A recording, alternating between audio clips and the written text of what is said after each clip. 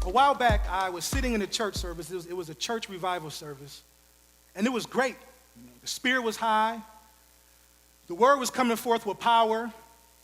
The praise and worship was banging. It was on point. It was like organic and synchronized worship. It wasn't a pull. Everybody was worshiping freely. And in that moment, I felt myself being pulled out of real time, being pulled out from a participant and being placed in an observer mode.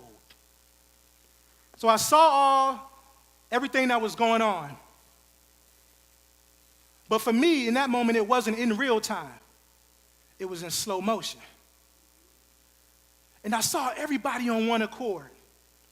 Tears were flowing. People were at the altar. Healing was taking place. And I remember thinking, God, this is some good stuff right here. Can we experience this on a daily basis? Can we live a life where this is the norm? Where this is just not an event? This is not just an encounter, but that we can wake up every day with this expectation to be this close and intimate with you. And in that moment, I heard the Spirit of the Lord say, yeah, but my people are not hungry enough for it. It kind of took me back, like, well, hold up. We're saying we can have this kind of life. We can have this kind of feeling. We can experience you like this on a daily basis, but you're saying we're not hungry enough for it? What you mean? What you talking about, God? And he says, my people are hungrier for other things like cars and money and better relationships. And spouses are hungry for a better wife and a better husband. Single people are hungry for a Boaz or my boo. We're hungry for positions at work. We want to earn more money than we want to have more influence in our workplace. He said, my people ain't hungry enough. And so in that moment, I was both excited that it was happening, but I was sad that we have access to this all the time, but we only experience it on occasion.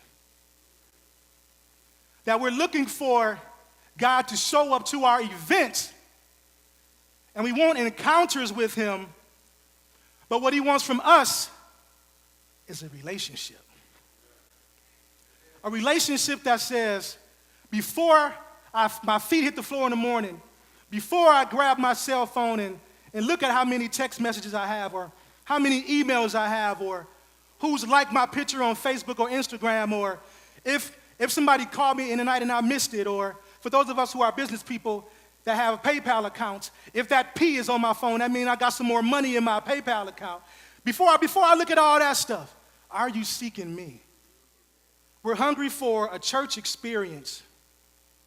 But when it comes to submitting ourselves to the piercing glory and accountability of God, our hunger fades away. It fades away because we unknowingly lean on our own understanding and we prop ourselves up on our own genius. And we don't understand that when we do that, when we lean on our own understanding, that we can't truly acknowledge God. And if we can't truly acknowledge God, then he cannot and will not direct our path. We're asking for clarity. We're asking for direction. But God is saying, have you acknowledged me? In all things, not just when I bless you, but when somebody breaks your heart, do you acknowledge me? When somebody ticks you off at work, do you acknowledge me? When you don't have the money in your account that you want to have in your account, will you acknowledge me? When you don't feel like getting out of bed, will you acknowledge me? When the church service doesn't go as you want it to go, will you acknowledge me?